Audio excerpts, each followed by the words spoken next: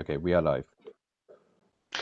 Good morning, good afternoon, good evening to all of you joining us for this session of the 2020 UNEP FI Global Roundtable.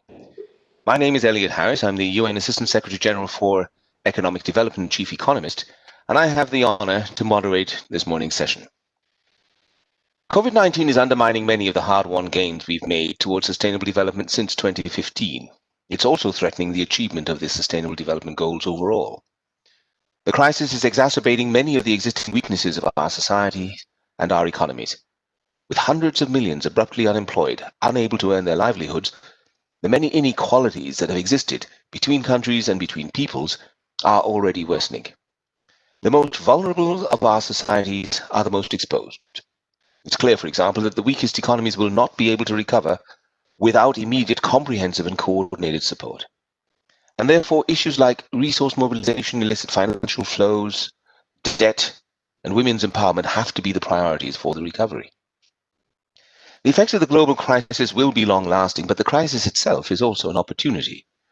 We must focus our attention on resuming and accelerating the implementation of the 2030 Agenda for Sustainable Development as the very foundation of our recovery from this crisis.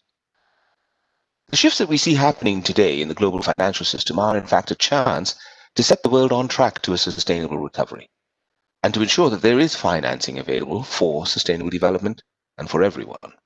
The private sector has an important role to play in collaboration with the public sector in achieving this. We've assembled for you today an extraordinary and a diverse panel to help us explore these issues. We have representatives from a global insurer, from a major ratings agency, from a stock exchange, and from academia. I won't be able to do justice to their distinguished careers and their many different accomplishments, and so I'll just very briefly introduce them in their present capacities, and we'll plunge in. We have with us this morning Martina McPherson, the Senior Vice President from Moody's. We have Ms. Leila Fourie, who's the Chief Executive Officer of the Johannesburg Stock Exchange and the co-chair of the Global Investors for Sustainable Development. Ms. Veronica Scotti is Chairperson in the Public Sector Solutions at Swiss Re. And Mr. Ed Barbier is University Distinguished Professor in the Department of Economics at Colorado State University. Now, just before we start, a word to how we'll organize the discussion. I'm going to start by posing a question to each of our panelists and letting them draw out the various perspectives on the issues that they bring. We'll each have about 4 to 5 minutes for their responses. We'll then go into an open discussion where we'll try to bring out different views on what is really important for a post-COVID resilient economic recovery, particularly from the perspective of finance, of course. And the panelists will hopefully react to what they've heard from the other panelists, and we'll try as well to accommodate 1 or 2 questions from the audience. So I'd encourage you to please put your questions in onto the platform, and hopefully we can receive them in time. We will have to be very disciplined in managing the time, of course, because we did start a little bit late due to a few technical difficulties. But I want to close by asking the panelists then to tell us in 1 sentence what was the key takeaway that they have from the discussion. So without further ado, let's get started. I'll turn first to Leila. Leila, you've said previously that you think the pandemic provides us with opportunities despite the setbacks. Well, what do you mean by that? And more particularly, you lead the stock exchange, a major stock exchange in one of the major developing economies, a middle-income country. Do you see those challenges, those opportunities as being the same in all countries or being different depending on what kind of country we're talking about, whether it's a developed, developing country and so on? Over to you. Thank you, Elliot, and good day to everybody watching. It's wonderful to chat to all of you. Indeed, there are many opportunities and many ways to plot an economic recovery, but unfortunately not all recoveries are equal. In the past, the large financial markets of advanced economies have played a very important role in post-crisis recovery. However, the confluence of short-termism and the legacy of economic structures have meant that the emerging markets have generally lagged their developed world counterparts in both the speed and the scale of the recovery.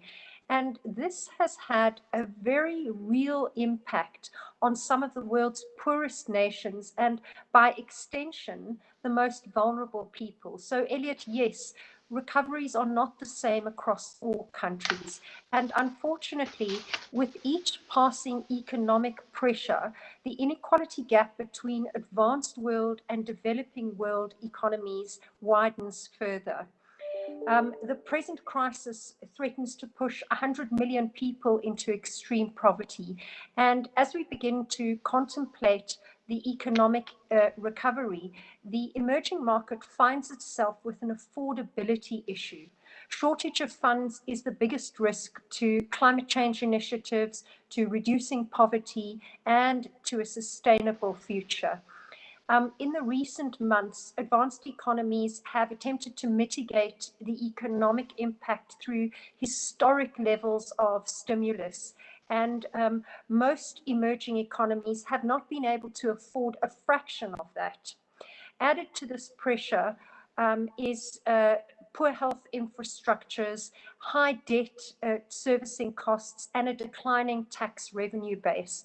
And we see that we have an expensive problem with a genuine hole in the purse. If emerging economies turn to traditional financing strategies, this means a further rise in public debt levels and an almost certain delay in achieving the 2030 Sustainable Development Agenda. In summary, the challenge is clear. If we are truly committed to a resilient future which leaves no one behind, it's crucial that emerging market economies need to access affordable funding. But in order to be truly effective, they also need to extricate themselves from the cycle of indebtedness. And so you ask, what are the possible solutions to this? There are two sides to this, a revenue side and a debt side. On the debt side, which we can consider first, conditional loans based on meeting various governance requirements, social and environmental goals can be granted at low interest rates. We've seen the IMF granting a number of emergency loans at low rates. But the extent of pre-crisis debt means that increasing debt, even at favorable rates, continues to anchor emerging economies in constantly rising waters. Last week, the World Bank president called for investors to consider debt relief or cancellation for poor countries. In April, the G20's debt service suspension initiative was approved, and that saw 43 of potential 73 eligible countries defer 5 billion in debt payments to help survive the coronavirus pandemic. As at March 2020, the IMF and the World Bank's debt reduction packages under the Heavily Indebted Poor Countries initiative have been approved for 36 countries, and 30 of those were in Africa, which is the continent from which I hail. This initiative has provided 76 billion in debt service relief over time. So as I've already mentioned, debt is just half of the affordability issue. The other half is, of course, revenue. Trade is an exceptionally powerful tool in the fight against poverty. And in 2001, the IMF and the World Bank referred to this as earning one's way into the global economy. The best way for the international community to support the poverty Leila, could reduction I strategies ask you to wind down, please? countries, I'm going to wind down now, is by opening their markets to the poor countries. Thank you very much, Leila. Let's turn to Veronica. Veronica, insurance is pretty much at the heart of all finance and of all economic activity. How can insurers, as a sector, link systematically the sector to the whole sustainable development agenda and foster, promote, encourage a green recovery? Over to you.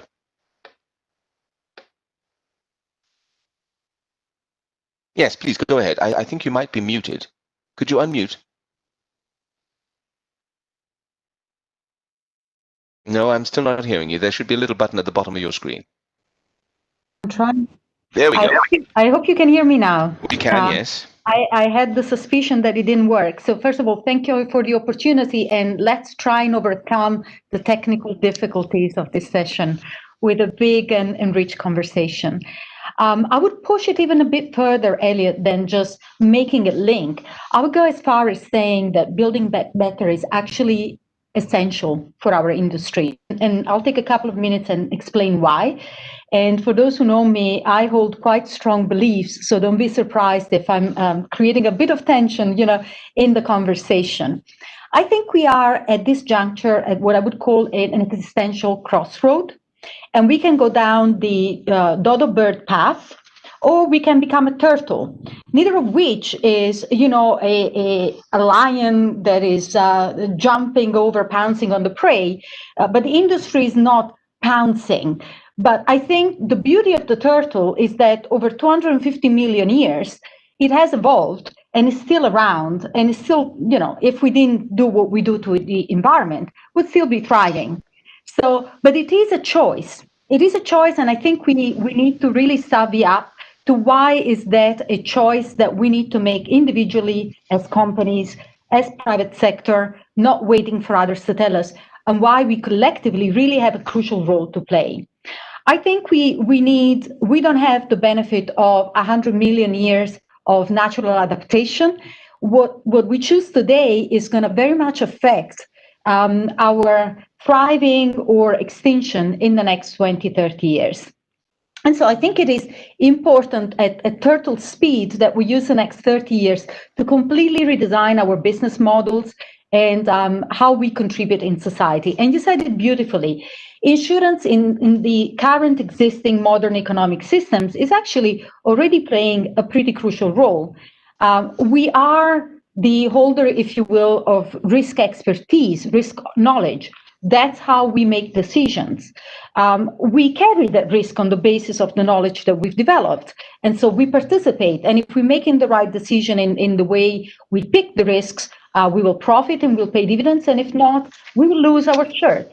And then we also invest, and we're very long-term investors. So where we put our money will really be fundamental to our ability to eventually pay the claims, which is our promise to our policyholders. So you see that whatever the insurance activity, it is so fundamentally intertwined with the future of economies.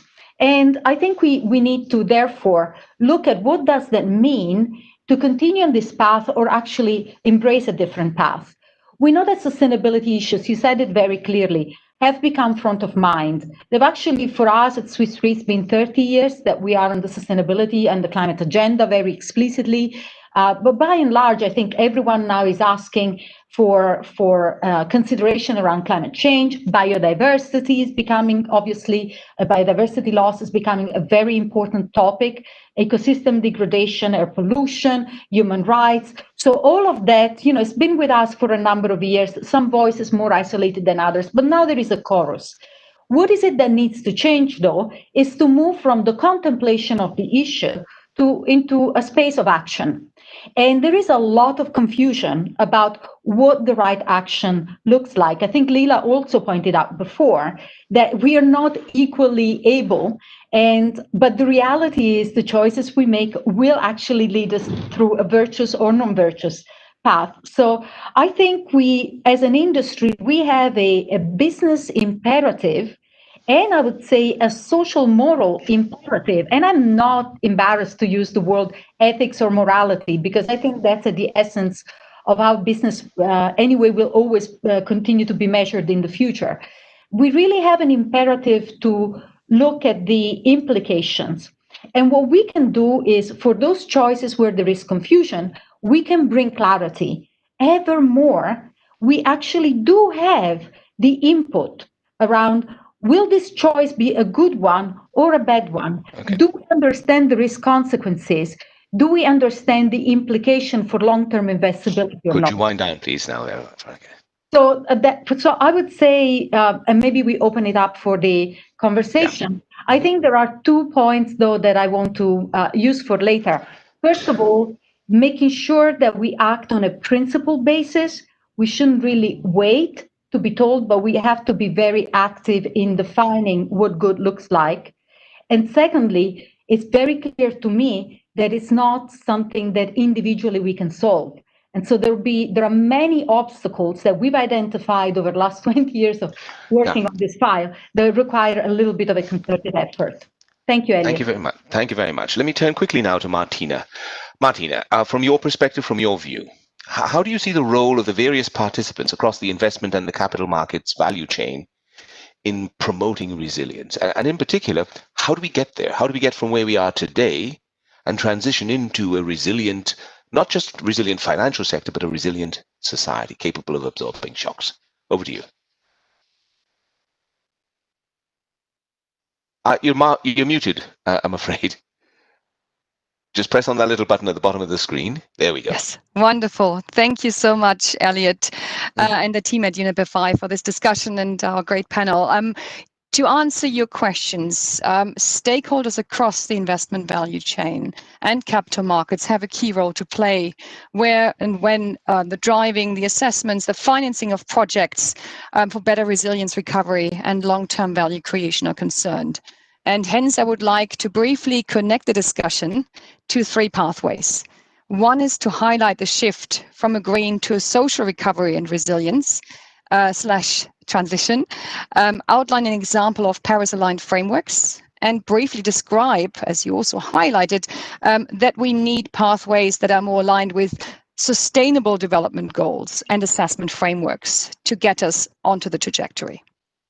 So maybe with these few words here, let me begin with the current context. We know that coronavirus fears have led to a historic collapse in economic activity over the course of 2020, with leading economies at the brink of entering or becoming part of a global recession. And the global COVID-19 outbreak has hence reemerged as a systemic economic and social crisis. So at a sovereign level, there is now a growing question whether our social infrastructure, systems and services can withstand this pandemic now and others in future. And while signs suggest that the speed and impact of this crisis has likely been accelerated by the onset of global warming and the destruction of biodiversity and natural habitat, the interconnectedness of systemic ESG risks and opportunities can be seen and felt across the investment value chain.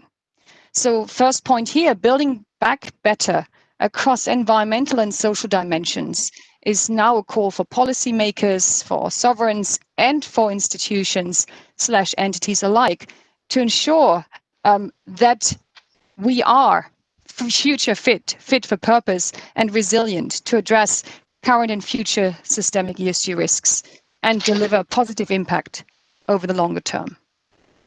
So the second point I'd like to make is around frameworks for scenarios and Paris-aligned pathways.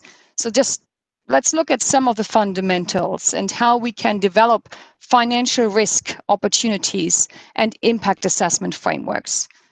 The Task Force on Climate-Related Financial Disclosures, TCFD, provides a good example for assessing physical, such as extreme weather events, and transition, such as policies, markets, technologies, and other factors, risk and opportunities and impacts from an entity as well as from a portfolio level assessment perspective. TCFD-aligned scenarios look at the context of economic impacts, from business disruption to asset destruction and stranded assets, to increases in energy prices, to financial impacts, such as cash flows and business risks, and cost to capital, collateral, and risk premia. However, when and where we are looking beyond green and look at social dimensions, a clear gap persists. So this brings me to my third and last point, the just transition, and how we can move from Paris-aligned trajectories towards Agenda 2030. So let's take a look at the implications for a just transition and the role assessments and stakeholders can play. As outlined a bit earlier, recovery policies need to trigger investment and behavioral changes that will reduce the likelihood of future shocks and increase society's resilience. Central to this approach is a focus on well-being and inclusiveness. So returning to business as usual will not deliver a sustained long-term economic recovery that also improves these factors: well-being, inequality, growth, prosperity, and inclusion. We need to better understand, assess, and enable a transition to a sustainable and climate-neutral economy, as outlined. We need now to define implications for a just transition for all stakeholders concerned. In Europe, this challenge has been met. We're looking at climate neutrality versus maintaining social cohesion and resilience in sectors and territories depending on the extractive and carbon-intensive industries. And these issues have been already recognized. The EU's Green Deal highlights the EU's transition plans and Martina, processes. could you wind it down, please? Absolutely, until 2030, and focuses on reskilling, restructuring, and rehabilitation needs. So that brings me to the last point here. In order to govern further and look for assessment frameworks for decision-making globally, we need to identify relevant frameworks and assessment methodologies. So hence, on my last note here, let's take a look at an E+S framework. Let's take a closer look at the United Nations Sustainable Development Goals framework. They support goals and targets around economic growth and prosperity. Martina, please, could you wind it down? We need to get into the next speaker. Absolutely, sorry. Environmental challenges and social inclusion. So to conclude, the framework is paving the way for a more holistic and integrated financial and extra-financial risks and opportunities model. We had ourselves here highlighted that SDGs 1, 7, 8, and 13 might be useful tools to look a bit Martina, deeper. please, And Elliot, I look forward to discussing the implications when and where this framework can be applied as part of our discussion. Thank you. Ed, you've been writing about green economics now for as long as I've been alive, let's put it that way. How do you see economic recovery packages being designed to build back better? I mean, this was something we'd started looking at in depth during the last financial crisis. What's different this time around? And I'd like you to try to sort of bring a link as well to a recent report that you've been associated with, you've just produced. And I hope we'll be able to put up the link there for our audience to see it. Over to you. What can we do this time that would make a green economic recovery a reality instead of just an aspiration? And how can we carry it a little farther? Over to you. Thanks, Elliot. Well, during the Great Recession of 2008, 2009, I was asked by UNEP to put together their strategy, a global Green New Deal. And part of that strategy was looking at what worked and what didn't work to build a greener economy during the Great Recession and right afterwards. And so with this pandemic and economic crisis of this year, UNEP asked me again to write a strategy report, a shorter report this time, which is called Building a Greener Recovery, Lessons from the Great Recession. So I'd like to share with everyone the report, which should be on a link on your screen, and also draw on some of the lessons I learned in writing it. So the first thing is, some of my panelists have said, and particularly Leila stressed, one of the things we have that's different this time around is the fact that so much money has been spent on fiscal spending already, on fiscal stimulus.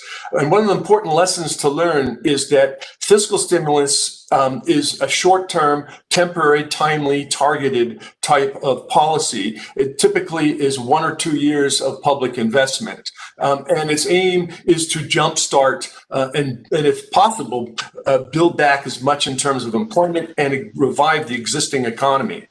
On the other hand, if what we're after is a green transition to a low carbon economy and one that is less polluting and less resource intensive, then we're really talking about long-term public investment and innovations that last 5 to 10 years. So the nature of the beast of public spending for a greener recovery and for a long-term building back better is a long-term investment and industrial strategy. The second point I'd like to make is that if we're interested in a green transition, we have to take into account that economies are different. What works for G20 countries, the largest economies and most populous countries in the world, is not going to be the same what works for low and middle income countries. So we have to take into account the structural differences between developing economies, which are at a different level of development than what is for high income and already advanced industrialized and high tech economies. And then the third thing we have to remember is, and this is incredibly important, what failed with the Great Recession and the policies that came after, is it's not just about public investment, it's also about incentives. It's about pricing. We cannot do public investment on a long-term basis without changing the incentives of our economy. And that means targeting our pricing reforms. So public investment, private investment, and innovation and pricing reforms are really important. And in all economies, there is a major problem with underpricing of fossil fuels and the lack of a price on carbon, as well as other measures to avoid the costs of pollution and resource overuse of our resources. So pricing reforms are a big part of it. So in my report, I give lots of examples of how we can target our policies, our pricing reforms, and our other innovations and policies for G20 economies and low and middle income economies. And I just want to share with you a few points, and then those who are interested could look at my report, and you'll see many more examples. In the case of G20 economies, we have to recognize that these economies are not just high advanced economies, they are the engine of the world economy. In addition, G20 economies are responsible for at least 3/4 of our global warming problem in terms of greenhouse gas emissions. So greening G20 economies is incredibly important. The public investments, a strategy for 5 to 10 years, must focus on the bottlenecks in our economy that prevent that type of structural change from a brown economy to a greener economy. And that means long-term investments in terms of smart grids and improving our use of renewables and low carbon sources of energy, building charging stations and other networks to complement the change from internal combustion engines to low emission vehicles, and electric cars, rethinking our cities and our public transportation, and many other types of investments that really are about breaking through on the green infrastructure that complements private investment. The other thing that needs to happen in G20 economies that's really important is, of course, addressing the problem of the chronic underpricing of fossil fuels and the lack of a carbon price. And if you could wind it down, please. There are, of course, some countries that have got, there are some G20 countries that have some carbon pricing, but nowhere near to include the full costs of climate change, environmental damages, and pollution. The other market failure in G20 economies is that we underfund green investment. There's not enough private support for green investment because we've traditionally always supported our innovation through complementary public funding. And that public funding, as you can see in my report, is underfunded in most major economies. In developing countries, we have... Ed, please, if I could just draw your attention to the time, if we could wind down slowly. Well, everyone else took about twice the time, so let me make my last point. My last point is that with developing countries, as many people have said on this panel, we have to complement the poverty goals, sustainable development goals, and the financial crunch that developing countries face. And I mentioned a number of policies such as swapping fossil fuel subsidies for rural renewable investments, removing irrigation subsidies and applying them to improving clean water and sanitation investments, and then finally a tropical tax, which tropical carbon tax, which Costa Rica and Colombia use, where they tax fossil fuels and put the investments, some of the investments and the revenues towards investing in natural climate solutions. Thanks, Elliot. Thank you very much. Let's move now on to the sort of, I'll call it the open discussion session. And we've had a couple of questions in from the audience, which I'll try to weave in as well. But a couple of things that have come out from the discussion. We've all talked about the need for public policy to change. And Ed, you just gave a couple of very clear examples. We've talked as well about the need for longer-term investments. But Leila, you also pointed out that the public sector is constrained and nowhere more than in emerging markets. How does one then link the private sector as a source of a lot of the funding that's going to be needed with a public sector that is constrained, but that still has a major role to play in setting the right incentives, setting the right prices to mobilize the right type of private investment? And what do you see as the right balance if we want to do, as Martina suggests, which is focus more attention on moving from just a green recovery into what then is truly a sustainable recovery that takes on not just the environmental part that we've neglected so criminally for so long, but is also being proactive on the social side and ensuring that we protect as many in this transition and position as many as possible to benefit from it. I'm going to just open the floor up to that. Public sector action on the one hand, private sector action on the other. How do we match the two so that we have not just a green recovery, but a green and sustainable recovery going forward? Floor's open. Who wants to jump in? Veronica, you've got to unmute though. I'll just quickly jump in because this is, I can give a very concrete example of how we're trying to tackle that master question that you asked. So Martina mentioned before the European Green Deal. And I'm a part of the CEO Alliance for the European Green Deal. So that's 30 organizations that are committed to do something that sounds very simple, demonstrate that we can deliver on the European Green Deal. Because I go back to a point I was trying to make before. You can have a desire and intention to do the right thing. And Martina talked about pathways. But a lot of it is down to proving these concepts and demonstrating that there is efficacy in taking certain actions and that you can really move the needle. So in that context, we organize lighthouses together with the European Commission. They're exposed. But I think there are preconditions to being part of that team. And that's why I think it's important that, you look at who should really show up. I think it's important to make pledges and stick with those pledges and commitments. For instance, the UN convened net zero is something that is super ambitious. But if an organization like ours signs up for that, it means that we are going to make fundamental changes to all aspects of our business, from investment, underwriting, and operations by 2020, by 2030 and 2050. And it's a very complex thing to do.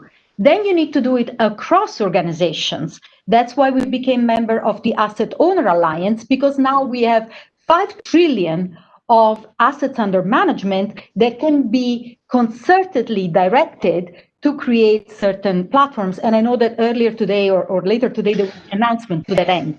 And I think that's my example. Maybe I'll leave the others to it. It is so important that we make very clear, actionable choices, and you operate in a multi-party environment, which isn't just about talking about. Martina, could I ask you to just wind down there so others, I think, want to intervene? Sure. Martina first, and then Ed. Martina, go ahead. Yeah, maybe just to confirm what Leila just said. I mean, we need collaborative solutions for collaborative action.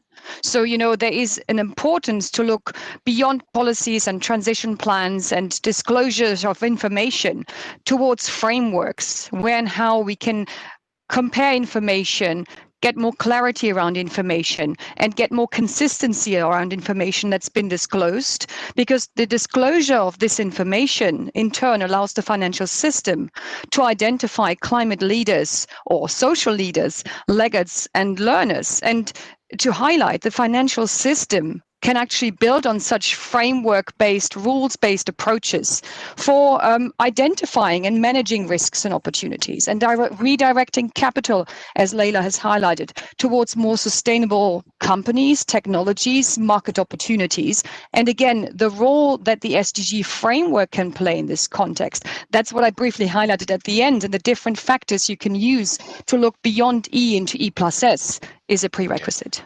Leila, let me ask you a question as head of a stock exchange. Do you think that there's a role for the public sector, namely the government, to mandate the kind of reporting that Martina was just talking about? Or should we leave it up to you as the head of the stock exchange to say, well, we want anybody listing on our exchange to do this reporting, to do this disclosure? Over to you.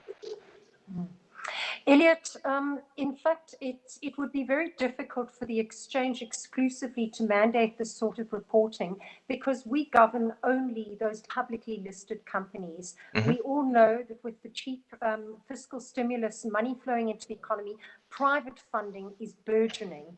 And so it wouldn't help if we had listed companies burdened with a mandate for which private companies, many of whom are growing massively, not burdened with that. So I do think, firstly, it needs to be a uniform global standard that gets mandated and agreed. And secondly, it does need to cover both public and private sector, and it needs to be a global standard because it doesn't help if multinationals are complying with one standard in one country in which they operate, and it's incongruent with their application in another country.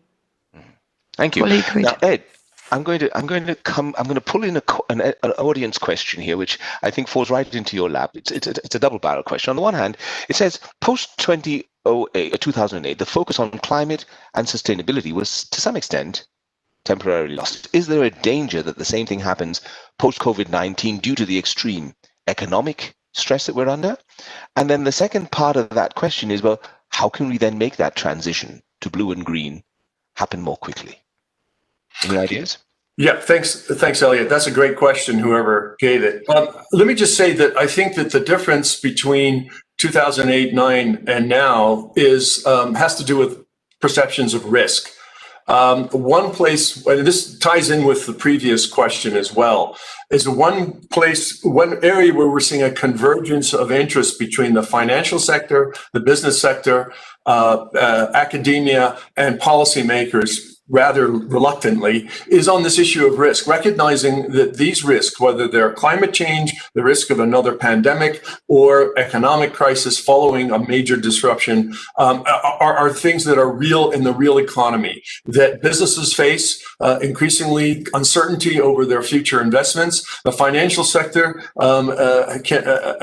is judging their clients by how much exposure they are to all sorts of risks, including environmental risks. And then policymakers have the duty to protect us from wildfires, storms, and other threats, including the next pandemic. And that's making us focus our attentions not just on the short term, but the long term. The danger is that all the discussion right now is about the fiscal stimulus in the next year or two to get us out of the recovery. And the reason we're having this session now is that we have to, even in the midst of a crisis, think of a longer term path that we want to be on. Do we want to build back with the same economy and with the same injustice where most of the environmental impacts, including the economic impacts, are faced mainly by the poor and the disadvantaged in our societies? Or do we want to come back with a greener economy that's more productive, more innovative, and which is going to spread the benefits more? That's the challenge to us. And so we have to, even in the moment of a crisis, bring together these various groups, financial, private, government, academia, and scientists, to think about what type of future we want. It's even more important when we're in this type of crisis and we're building back. Thank you. And that's perfectly bringing us to the 2-minute warning. We have exactly, 155 seconds. I said each of you will get a chance to give in one sentence what your key takeaway from our discussion was today. Let me start out with Leila. Humanity finds itself at a turning point in history, and how we choose to finance the global economic recovery in the coming months will have a lasting impact on whether we are equipped for other great pandemics over time. Those are climate change, poverty, and inequality. Thank you. Veronica. I would really say it's very important not to think that the problem is someone else, but it's ours. And everyone needs to participate to the best of their ability. It's not just for large companies, it's not just for small companies. As I said, let's combine the 30-year horizon in taking the decisions now, and everyone has to chip their best, put down the best chips on the table, because it's important today. Thank you. Martina? This is the decade of collaborative action. So out of this crisis into the next, we need collaborative action around standards, priorities, partnerships, and incentives. Thank you. Ed. Greening the economy is not a luxury, it's a necessity. And that's the only way we're going to build an equitable, a fair, and lasting sustainable economy for the future, and a prosperous one. Thank you. Well, I'm going to reserve myself, as moderator, the last word, and Ed, it has to do with what you said, the risk. I think we are all now starting to realize that there are all sorts of multiple risks that affect us coming from different parts of the economy, different parts of the society, and we have to take them seriously and act in accordance with them. In partnership, of course, because no one actor can do it all together. Remains only to thank you all for joining us today and to thank the audience as well for their interest. Goodbye. Thank you. Thank you.